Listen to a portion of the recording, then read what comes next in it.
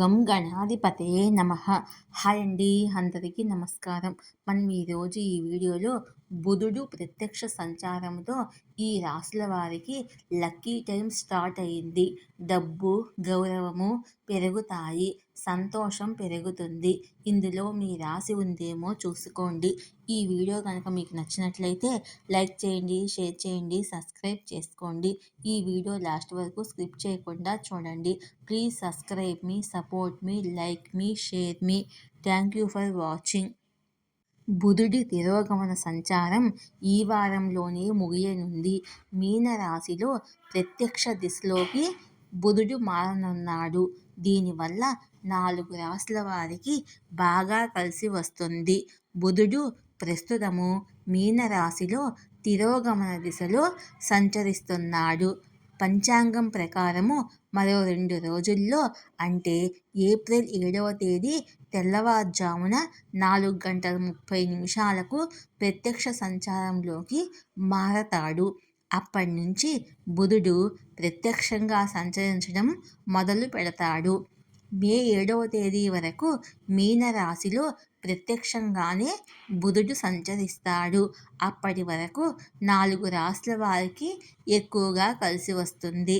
ఆ రాశులేంటో మనం ఇప్పుడు తెలుసుకుందాము. సింహరాశి. మీనరాశిలో బుధుడు ప్రత్యక్ష సంచారానికి మారడం వల్ల సింహరాశి వారికి బాగా కలిసి వస్తుంది.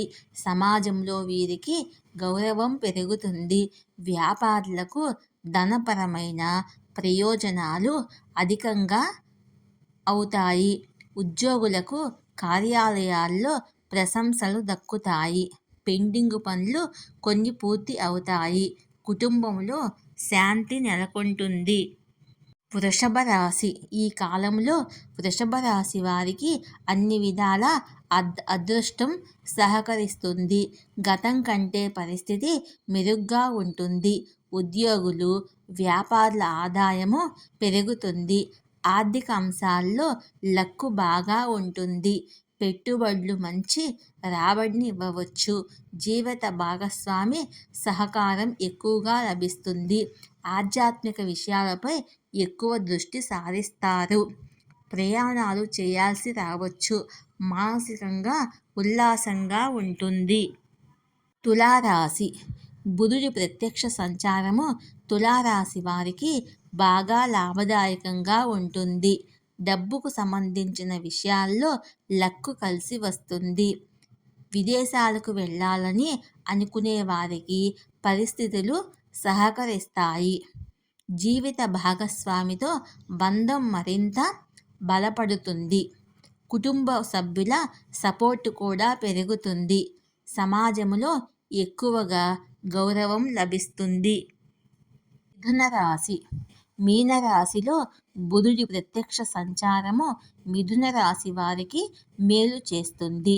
ఈ కాలంలో వీరికి మనశ్శాంతి కలుగుతుంది. కుటుంబముతో ఆనందంగా సమయం గడుపుతారు.